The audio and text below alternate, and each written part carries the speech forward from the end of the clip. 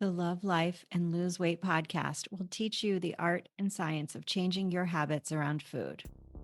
If you know what to do, but can't figure out why you're just not doing it, this is the right podcast for you. I'm your host, Advanced Certified Weight and Life Coach, Heather Beardsley. I've helped hundreds of women just like you figure out how to think and eat like a normal eater, lose weight, and love life on the journey to goal weight and beyond. Welcome to episode 72. This is all about how to build unbreakable movement habits. So many of you are focused on creating muscle strength, which is the new non negotiable that I am folding into how I teach weight loss. I talked about this in a couple episodes back about how to set integrative weight goals. Go back and listen to that one if you aren't sure what I'm talking about. We want to make sure that we are keeping adequate skeletal muscle mass as we lose fat. Many of us are actually, our primary focus for some of my clients is going to be to mainly build muscle mass. I did go through ISSA training to personal trainer credentials, and I also have passed the health coach certification through ACE. So I do know a little bit about this. I have been moving my whole life, more or less, mostly through my yoga practice, which I started before I had my first baby in 2000. So I've been at it more than 24 years with a few small breaks, but mostly practicing twice a week for the vast majority of that time. I did go through phases where I was also adding on to that pretty consistently, weight training, but that's been less consistent than my yoga practice. I just think, for each of us, we have different tastes and preferences for food. We have different tastes and preferences for movement, and we're sort of unique in that. I think yoga stuck for me mostly because it was about moving my body through space. My original love was dance. I was trained under Ernestine Stodell, who was a student of Martha Graham back in the 70s and 80s in Cheshire, Connecticut. She was an amazing teacher, and I wanted to be a professional dancer until I was about 16. And then I decided I wanted to do other things. But there is still always this part of me that really loved moving my body. And I think that's what lent itself so well to a yoga practice, because I was also somebody who was probably naturally anxious, and the mind control aspect of yoga was also very appealing to me. And together, those two aspects of moving my body through space and then controlling my thoughts and my focus through primarily an Ashtanga practice, modified Ashtanga. I don't do like the original Ashtanga practice, that's too harsh for my body. Really gave me tremendous benefits. And that's why it stuck for so long. So, this is really the key for you, whatever movement you are trying to stick as a habit this year. It is essential that you find the benefits and the payoffs for you that movement gives to you. Strength training is unique, especially for midlife women, especially for postmenopausal women, because the lack of estrogen after we hit menopause conspires to release more muscle mass, especially if we're losing weight, than is ideal. And we want to lose weight in a way that doesn't leave us weaker or less metabolically robust. Um, and we want to try to cap that as much as possible. As you lose fat, you will lose some muscle, but we can do some things to prevent that by prioritizing protein and strength training. So I think for most of you, if you are challenged to create new movement, I should say, probably most of us, if you're around my age, premenopausal or postmenopausal, it's going to be around lifting weights and doing that for the rest of your life.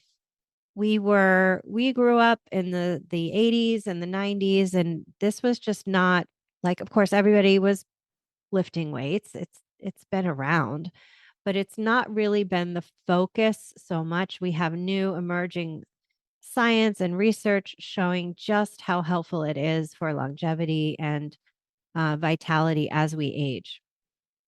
So, I'm going to talk to you about how to build unbreakable movement habits.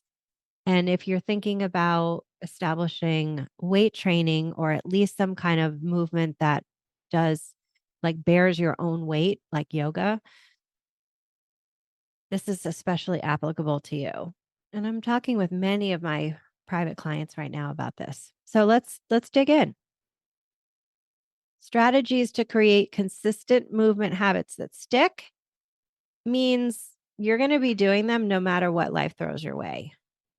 And there are endless parallels to this as what I talk about in how you eat, right? We don't want to have a fragile way of looking at our movement habits where we need to be in the same place or going to our home gym in order to be able to pull through those consistent habits day in and day out. We want to be able to keep our movement habits, at least the spirit of them, even when life gets different than what it typically is. So we want to make it anti-fragile.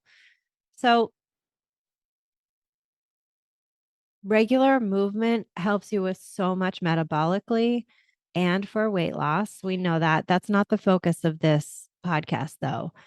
They're hard to maintain because a lot of times we have been taught to wait to feel like we have the energy or the desire to do those things. And we have to start to think differently. We have to start to think that this is what I do no matter how I feel. I care less about how I feel in the moment. What I care most about is completing my habits according to my plan. So, um, movement habits break down. Let's look at why they don't work. All or nothing thinking comes in where we have the habit of thinking that we have to do it perfectly or not at all. So an example would be like, let's say you have a Peloton and you want to do, I don't know, one of the Robin Arzón ones that are 40 minutes long. Like you love that one, but you only have 20 minutes. And so your brain is like, well, you can't do it because 20 minutes isn't enough. And that kind of rigid all or nothing thinking is going to it's going to prevent you from being consistent with your habits. So, unbreakable movement habits means you do everything you can to stay in the spirit of the habit, if not the full compliance, right? Of course, you want to do full compliance when you can, but you just know that you're not going to be able to. But you're going to do what you can in the days that you can and try to make everything count. External motivation dependency really will hurt you too. What I mean by that is relying on fleeting sources of motivation. So we all know, like when we want to get excited about, okay, it'll be like I just watched. Have you guys watched Lioness on Paramount Plus? It's such a great show. Really strong female characters in non-traditional roles in special operations. And Jill Wagner, who many of you might know through Hallmark movies, she plays this badass named Bobby. And, I was watching and I just noticed, like, oh my gosh, Bobby has these amazing arms and these shoulders. Like, I want to have arms like that. I got all pumped up about it. And I was like, Googling, like, what was her workout regimen? I bought the book from her trainer, got all excited. That's natural motivation. Like, I'm pumping myself up to be like, I could have shoulders that look like Bobby from Lioness. Now, June 22nd, months from now, I'm not going to feel the same motivation to go in there and do my weights. It's just not going to last. It's great to find motivation when you can and to change up your motivation, get inspired. Yeah, get on Pinterest. Look at inspiring photos, like read inspiring articles as much as you can. Like, sure, use motivation when you can, but don't rely on it. Just see yourself as the biggest badass when you do things and you're not motivated. You don't need motivation to do it anyway. I mean, think about when you've wanted to punch someone in the face. You had a thought, I want to punch someone in the face, but you override that thought, hopefully, and you don't punch them in the face. So no matter what you think, right? If you think, oh, I don't want to work out, like I don't feel like it, I have no energy, you can just ignore those thoughts and act anyway. As a coach with the life coach school, they always said, you have a thought that creates a feeling, the feeling, how you act always comes from what that feeling is. And that's just not always true. You can feel a certain way and act differently because you have free will. And you're going to need to rely on that to build unbreakable movement habits.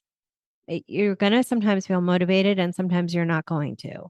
What matters is that you lead yourself to do the actions anyway, and that you see yourself as operating regardless of how you feel in any one moment, knowing that that's always going to change. But what matters is that you follow through with the actions that give you the life that you want, whether you feel like it in the moment or not. Okay. Overcommitting is another reason why movement habits break down, where you start with too much too fast. I always want you to think about building up, starting from the first most essential step toward what you want and really celebrating each step that you can take. So if your first step to, say, lifting weights is buying, let's say, a 5-pound set of dumbbell weights, go out, get the weights and lift them the same day.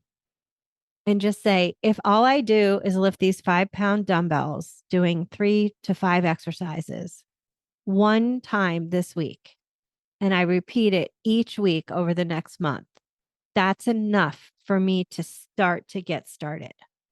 And starting it is more important than wherever you get to a year from now.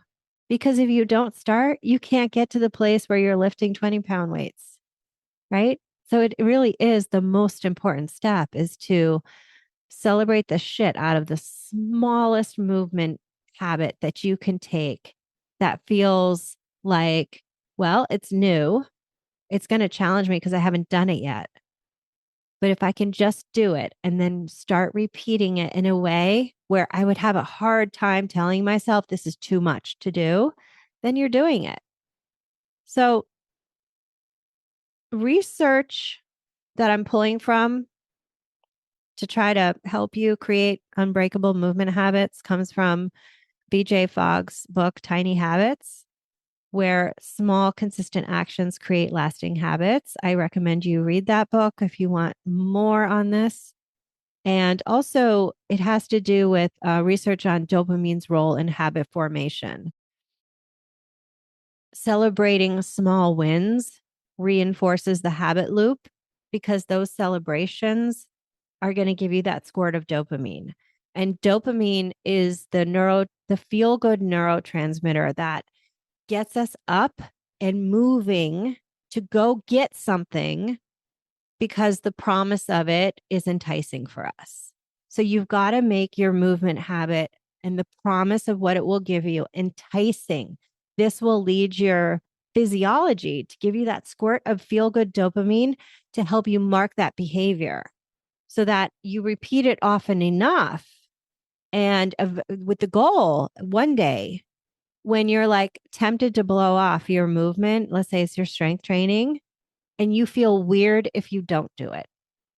That's that habit that's been fully set up in your brain where you feel off if you don't do it. That's what we're after. But we can't get there until you start to take those small, consistent actions, and you have to celebrate them. I don't care if you put a check mark in your planner, if you jump up and down, if you share your wins with your accountability partner, you journal about how proud you are of yourself. Like, you know how parents will over celebrate their child doing something that, like, and everybody's jumping up and down. There's a reason why we're doing that. That celebration for that little child who went poop in the potty, right? Is making them feel neurotransmitter wise in their brain wonderful for what they did, so that it has a positive association that encourages the child to do it again. We do the same thing with dog training. Good girl, you sat. Good girl. You give her a treat. You mark the behavior. It creates the dopamine response, which your brain will remember. Okay. So, those are the challenges of consistency. They can be overcome with small, consistent actions, and the celebrating of those actions brings in dopamine to help us set up our brain for those unbreakable habits. So, just a quick reminder, habit loops, which is what you're trying to create with your movement, work by three parts. You have a cue, you have a routine or action, and then you have a reward. So, those three aspects of the loop create the habit loop that is setting you up to have it play over and over and over again, so you can have the consistency of the habit and the benefits that come with that consistency. So the cue would be, say, let's say you're going to set up a movement habit of walking every day. How are you going to set up your cue? A cue is a visual or some kind of sensory reminder for you. So you could set your walking shoes up right by your front door with the socks already in them. That would be your cue. Or you could set an alarm. Sometimes I set an alarm when I'm done coaching for the day. I'll give myself 15 minutes to clear up my space, finish any notes, and then my alarm goes off to interrupt my tendency to kind of like attend to other things that are right in my visual space. The alarm cues me it's time to walk. Don't do anything else, right? Just get on the shoes and go out for the walk. So you've got to set up your cue. So take a couple minutes right now. You can pause the podcast if you need to. For your movement habit that you're trying to establish, what is your cue going to be? Do you need an auditory cue, a verbal cue? Do you need an alarm? Do you need a visual cue? What is it? Okay. Then after the cue happens, you've got to take the action from the cue. So you've got to make sure that the action is pretty close to the cue. If you put it off, like let's say you walk by your sneakers and you think, oh, well, I just need 2 minutes to throw in a load of laundry and like put the dishes away or start supper. Your chances of following through on those actions, because you've now delayed your action of going for the walk, your percentage of confidence that you'll complete the walk starts to go down tremendously. So you want your routine or your actions to quickly follow the cue. You can use Mel Robbins' 5-4-3-2-1 rule. Like stay focused on what you want to do immediately after you see the cue. And then, of course, is the reward. So after you take your walk, how are you going to celebrate the shit out of yourself? Like that over celebration, like we do for our dogs or our little toddlers when they do something that we've been wanting them to do. Try to do the same thing for yourself and make it feel really rewarding. Many of you are, if you've ever listened to Gretchen Rubin and her 4 tendencies, you might want to go over to her website and take the test to find out what tendency you are as far as rewards go or like accountability goes. Some of you are obligers or upholders, and you can learn more about that on her website. But what kind of person you are in terms of how you respond to accountability can help you set up your rewards in a way that naturally matches your personality. So many of you are like, you do great if other people expect you to show up for your walk. So if that's you and you're an obliger, that's what they call an obliger.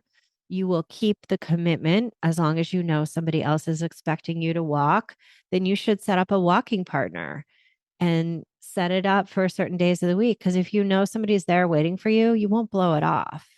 And there's other ways to do it too. So I encourage you to go over there and use that to help you with your accountability and your rewards. Environmental design is another huge factor for making unbreakable movement habits. So, what does that mean? It means that you've got to set up your environment to make completing the movement super easy and without a lot of friction. So, let's say you want to set up a yoga habit or you're going to go to a gym. Don't pick a gym that's more than 10 minutes away if you can. I mean, of course, it depends on where you live. Well, like if you know, like, oh, the only gym that I have is 25 minutes away. Well, by the time you drive there and drive back, do you have that kind of time resource to put toward it? If you don't, then maybe your best option is to set up a home gym and invest there. But your environment, you need to make it super easy to just slide into that movement habit when it's time to do it. And also using technology can help you with those digital reminders or habit tracking apps. There's a ton of them in the App Store. They'll send you put on the notifications and make sure that you get those visual or auditory reminders. Okay. So here's some practical strategies for building your movement habits. Start small, set a micro goal. 1 push up a day. I'm serious. Walking around the block, one block worth. You could say, all you have to do is put on your shoes and at least walk 1 block. But you got to do it every day for 5 days. Like one block. That's hard to argue with, right? The threshold for that, the obstacle to get that done 1 block, it's hard to argue with. Same thing with the Peloton. Like do a 10-minute ride or just say, I'll do the first 10 minutes of any ride. 5 minutes. Even maybe you just put on your Peloton shoes. Don't do a full class. You just get on the Peloton for 5 minutes a day and just pedal at your own pace. Maybe you listen to a podcast or something. Okay. The thing is, if your brain is saying, oh, that's not enough, it's probably the perfect amount to start with small. Okay. And then the goal is to build upon that small habit by keeping going. You don't want to start so big, like, I got to walk for 45 minutes in day 1. And then, if your friend comes into town on day 2, you can't get the 45 minutes in, so you don't do it. The main thing is to complete it as much as possible so that you have a number of reps under your belt. I always say like 21, at least like 21 times is enough to try to like get that habit loop set up in your brain for that cue, action, and reward that your brain starts to automate it or at least remind you, hey, it's time to walk. Hey, it's time to lift weights, whatever it might be. Another strategy is to stack your habits. So this is where you pair your movement with an existing habit that you already do. For me, I've learned through my Aura ring where it notices my movement and the habits of my movements. It's told me I'm a late morning exerciser. That's when I have the most energy. I've just never been a early morning exerciser. And I always used to judge myself for that. Like, what is wrong with me that I can't get up and like feel really jazzed about working out early? Well, my body is just not set up for that. It's just not right for me. So what I do is I pair it with the natural and like I have morning sessions with my clients and I'm usually done by 11 or 11:30 in the morning. And then I have a little bit of time in the afternoon to do some administrative stuff for my business, have lunch, and maybe do some research or some content planning for my social media. Well, I also have time to work out then because my energy is pretty good. I'm still pretty well fueled from my breakfast. So it's a great time for me to work out. So what I do is if this then that. If I want to have lunch, then I've got to move first. This is when I've actually planned to do my weightlifting is on Tuesdays and Thursdays, which are my days when I coach. And you would think like, well, why would I want to add that to my plate? Well, because I already have structure set into those days. So it's a great way for me to transition from one-on-one coaching back into my own world, right? Of taking care of me in between my client time. So it's the perfect time to do it. And then what I like about it too is usually I'm sort of tired, right? I'm physically tired after I lift weights. So my afternoon sessions, I don't, it's great for me to just sit and rest my legs after that, especially after leg day. So think about stacking habits for yourself. When can you work in your movement where you can stack it with a structure that already exists in your life and you just stack it right on top of that? Take a moment to figure out, look at your schedule. How can you stack your movement habit in with the structure of something that you already do? Okay, number 3, focus on enjoyment of the movement. Now, this really is under your control. I know sometimes with certain movements, it feels like, how could I ever love this? Right? Like lifting heavy weights, some people just love it. I don't love it, but I do love how I feel afterward when I feel really strong and kind of buff. Like, especially moments of like lifting mulch for my garden, closing the hatch on my SUV when I can just slam that sucker right down because I feel my shoulders and my arms feel strong. Or like, gardening and digging when you do a lot of like squats when you garden. And when I feel like I'm just going up, down, digging, crouching, bending, lifting, it feels amazing. So when I'm lifting heavy weights and I'm not loving it in that moment, I'm thinking about positive associations in my mind where I see myself, I visualize myself, I picture myself being strong, like Bobby from Lioness, like in the garden center, like not needing anyone to help me.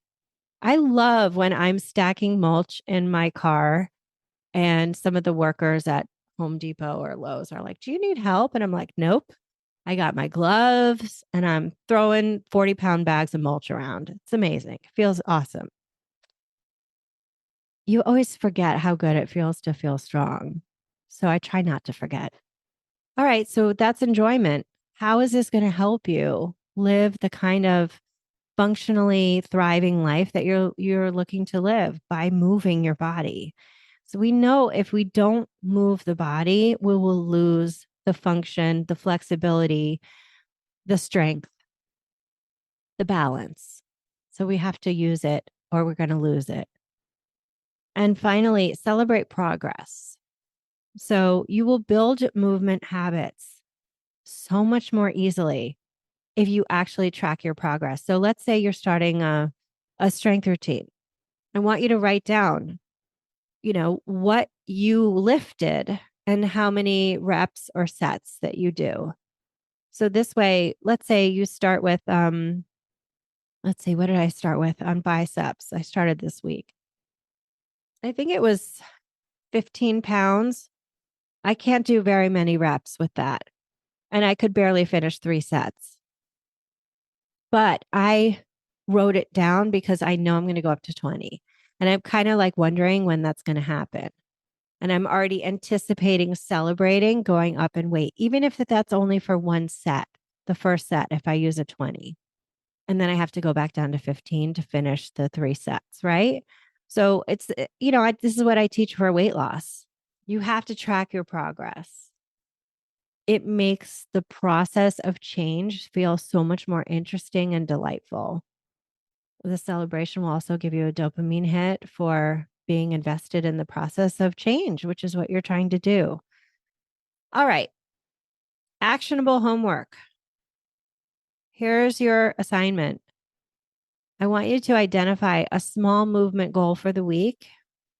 It could be like 5 minutes of walking or lifting weights, maybe just 3 exercises. Maybe you do squats, maybe you do some push-ups, and maybe you do some sit-ups. And you just do 5 minutes, a minute plus of each of those. Whatever it is, pick it and commit to what you're going to do. And then number 2, I want you to pair that, whatever you're going to do, with an existing habit or routine. You're going to habit stack it. And then number 3, I want you to celebrate the shit out of yourself when you've done it. I want you to come over to Instagram, find me at Thrive in Midlife, and tell me what you did. Okay. And I'll celebrate with you. It'll be fun. You can mark it on a calendar. You can text a friend, call your accountability partner. Just say, like, hey, can you help me celebrate? I did this. And it feels good. And it will help your brain help you make unbreakable movement habits. It all starts with the smallest change. So last year, and I talked about this before, I want to say it again. Last year at this time, December of 2023, I found out I had arthritis in my lower cervical spine, and it was causing neuropathy down my arms, a lot of neck pain, all this shit. And it was hard for me to move. I really was not moving like I typically do. Not even yoga. I couldn't do it for a few months. And because of that, my yoga passes expired at my favorite yoga studio here in South Florida.